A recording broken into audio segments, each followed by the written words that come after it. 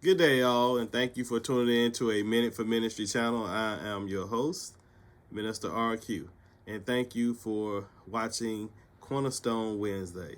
As it stands, we're looking at another new year. So far, so good. We're looking into going into 2021, hopefully having plenty fun in a good way. Without a doubt, we are looking at starting over a new leaf again. A lot of times we start to make these resolutions, and many times they're fruitless. They don't really have anything to do with betterment. But this year is going to be different as we approach 2021. Hope you had a good Merry Christmas. Happy New Year to you and yours. Last week we were talking about watching your will, and we visited what our will is, what free will is for us. And what it is God's allowance of the gift for us to decide whether we want to choose to do the right thing or the wrong thing. It's our choice in a sense that's uninterrupted, that has no boundaries. We have the ability to do what we please without God stepping in, or usually anyone for that matter, stepping in to stop us from doing those things that we want to do, whether they be the will of God or simply just the will of what we want at that particular time. But they do have consequences. Many of the decisions we make based on our free will, if it's not God's will, they produce roadblocks. They produce things that stop our blessings. They bring up consequences that have us many times in jail, have us many times without money. Maybe many times we have breakups. We don't do as well in school as we should do with some of the choices that we make because the choices are made on our free will based on our flesh and not the will of God. So we also visited what God's will was, and compared to our free will, God's will are the plans that God has made based on the Holy Spirit for us here on earth and in the kingdom of God. Many times, some of us look at this as divine will or the chosen will or the best will, but the will of God is divine, and it's God's plan to have a conceptual reality that is formed in Scripture to come to life for us as the path that we take for our day-to-day lives. This is the plan for humanity. Some of us don't go that route because we plan for ourselves. We make choices based on ourselves. And we know when we're doing the will of God, when the action that we engage ourselves in or the benefit that we receive is based in Scripture. That's the first thing. If it's in Scripture, then it's God's will. If it's not in Scripture and it goes against it, it's not God's will. Also, when we get confirmation, when you do something or receive something that happens in your life and you feel like you were doing it in God's will, well, you will know because you'll get some type of confirmation. The preacher might say something, might, hang a bell. Or you might hear a close friend that loves you and say something or do something, and it falls right in line. Or you saw something in your life as you was making a decision, and bam, what you saw prior to making a decision actually came to fruition. It was manifested through your good choices and the good will that you used that was based in God's will. Also, the third choice is, the third item of God's will is that, hey, who are you depending on for this choice? Who are you looking at for this act? If you are depending on anything, anybody other than God, in the sense of your choice, in the sense of your giving or receiving, in the sense of the actions that you are taking, then it's not God's will. If you're doing God's will, then you will lean on God for that. Even if it's being done with other choices of making that come in to your decision, if it brings something in that you have to solely lean on someone else, then it's not God's will. So that's something to think about when you go forth in making your choices and decision making until 2021. So when and if those things occur while you're on the path that God has set forth for you, then you pretty much can bank on the fact that you're working in God's will. But then as you're working in God's will, as you're doing those things, you may be asking, what's coming between the blessings? What's coming between the peace? Or what's happening in my life where, I'm waiting to see what my profit is from being in God's will? Well, perhaps we are still in bondage if we're doing God's will, or we think we're doing God's will, or we're trapped, or we're balled up by this thing called unforgiveness. And we should be freed via forgiveness. And that's what we're talking about today. Forgiveness of others and asking forgiving, but more importantly, unforgiveness and what it could bring. So this upcoming year, 2021, let's focus on our primary concern being that of forgiving others and asking for forgiveness when we know that something has occurred in our life that has created this void or this bond. So you ask, being freed via forgiveness. Forgiveness is purging of an ill feeling that's created or stemming from someone or something, and what they did to us and how they made us feel that was negatively based, negative charged actions against us. And it's the process of reconciling a difference or giving a pardon to someone else who has done those things to us. That's what forgiving is. So in contrast, unforgiveness is when we are not able, or we're not willing, or we're not even trying to extend those pardons or extend something that is going to release a form of forgiveness off of us and off of other people, because it is, in a lot of ways, it's a weight on us. It holds back all of those gifts that you will be receiving when you're walking in God's will. So when you find it difficult, or for some of us impossible, to forgive another person for causing us ill feeling or deep pain, be it physically, be it mentally, be it emotionally, be it financially, but more important for this program, be it spiritually.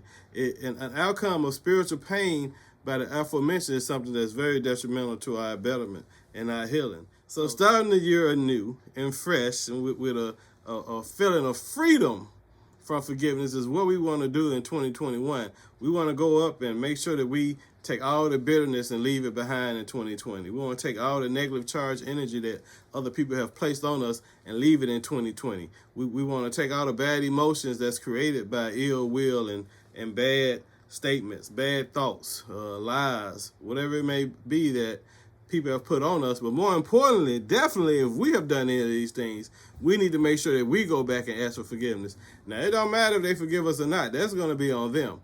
We want to do our part and make sure that we clear ourselves and ask for forgiveness for anything that we may have done, be it actually, be it perceived, whatever the case may be. You don't even want to feel like you crossed someone.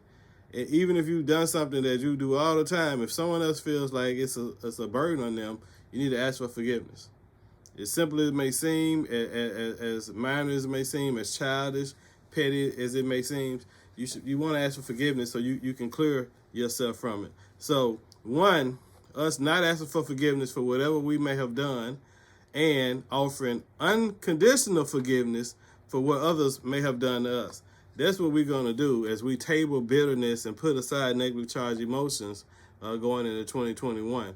But hey, that's not why you're here. You're not here for that, to hear my words. You're here to hear God's words. So let us dive into scripture a little bit and see what God has to say about being freed via forgiveness of self and others.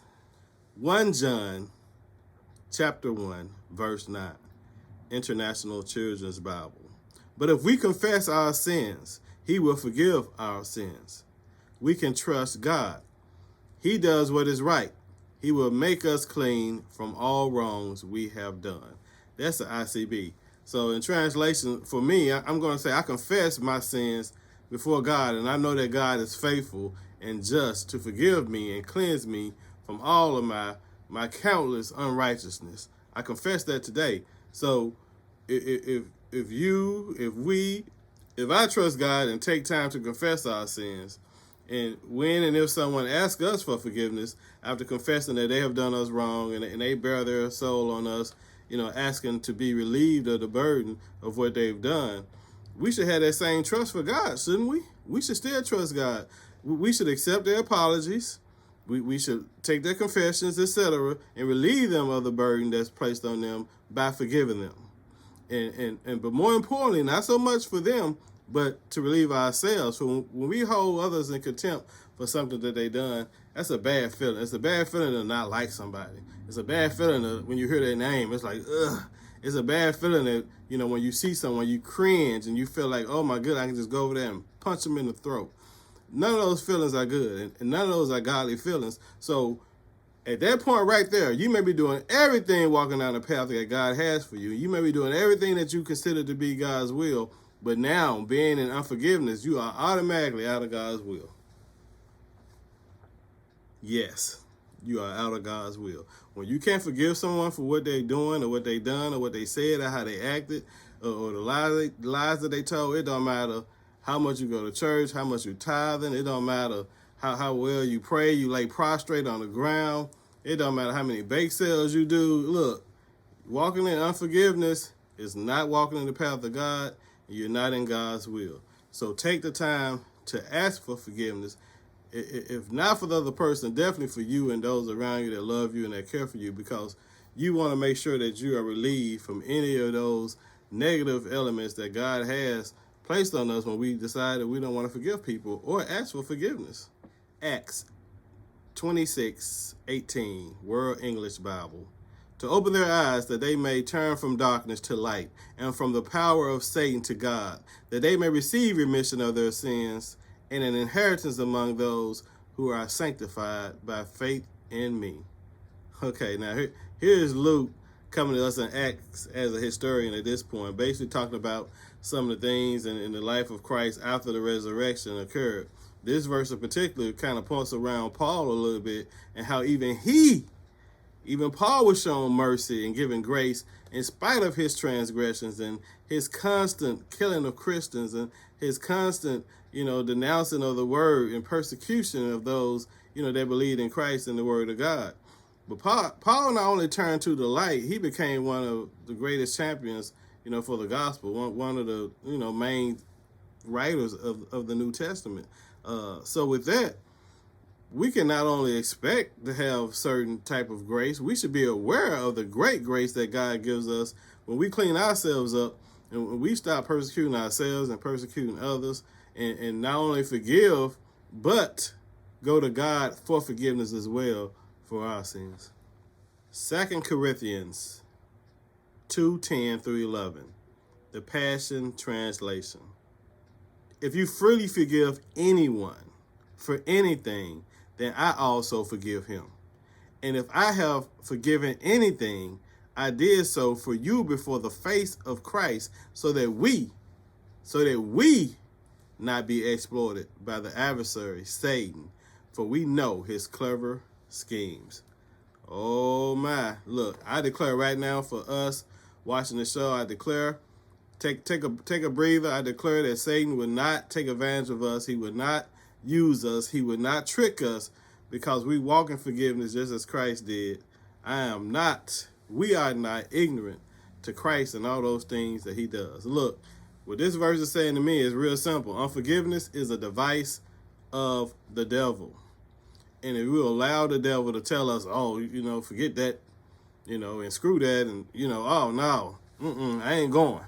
When we allow Satan to creep in us and not allow us to forgive and ask for forgiveness, and we continue to walk in unforgiveness, we basically walking with the devil at this point. You walking with the enemy. You walking with Satan. You walking with negative vibes. You got that negative aura. All these things around you is just bad. When you hear certain people talk about other people and they just, I can't stand them. You, all that is just awful negative. 2021 does not need to see that from us. If we're going to say that we believe and we're trying to be better and we're looking at being better people, then unforgiveness is going to be our number one goal to squash.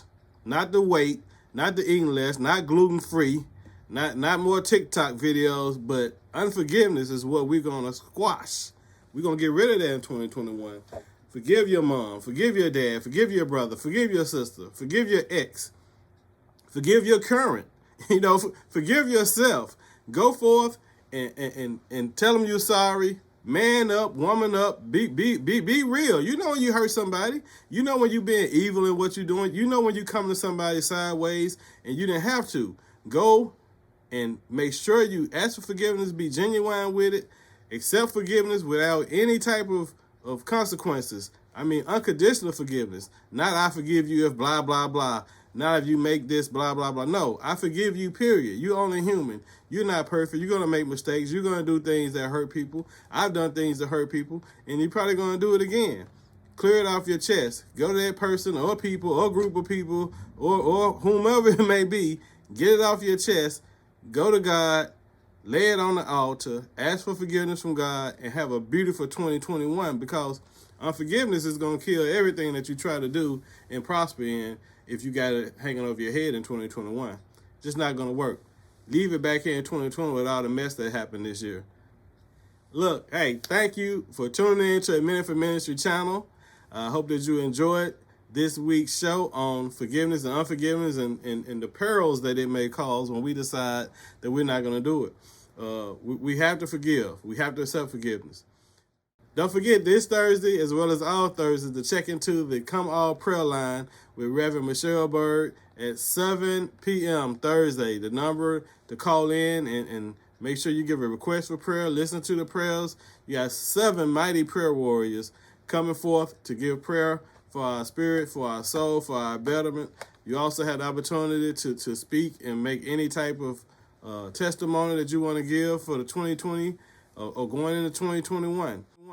Check it out. Also, if you look in today's description, you'll see a couple of Christmas links that get you to a couple skits done by Marianne Washington and the Actors Renaissance Theater, a couple of my great friends over there. We wanted to give you all a holiday gift. If you didn't check it out last week, please be sure to click on it in the comment. Hey, thank you again for tuning in. Be sure to like, share, and subscribe this 2021 to aMin4Ministry channel.